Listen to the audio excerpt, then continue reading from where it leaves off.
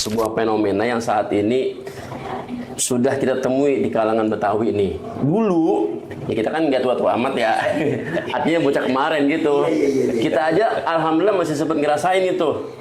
Sebelum maghrib itu ada bocah di langgar, solawatan, wujud, kidamba, kok gitu kan ya. Oh, berarti kalau orang tua tidak bisa melihat bagaimana cara anak dalam menggunakan handphonenya seperti tadi, anak itu akan salah dalam menggunakan handphonenya ini. That's right, betul sekali, that's right. Betul. Jadi emang kalau dibilang seorang anak banyak yang lunjak, emang bener. Si Entong kemana sih dia pulang-pulang gitu kan? Iya. Disuruh masuk gitu, yang lagi main suruh masuk gitu. Sekarang kalau bisa tuh anak jangan di dalam mulu, suruh keluar gitu.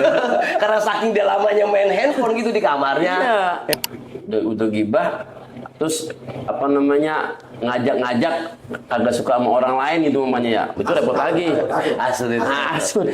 Itu Tidak bisa. berkata mah bukan ubi bukan singkong, Apa tuh Tat? Terus bukan nasi bukan ketupat. Cakep artinya. Boleh-boleh aja kita nongkrong, yang penting bermanfaat.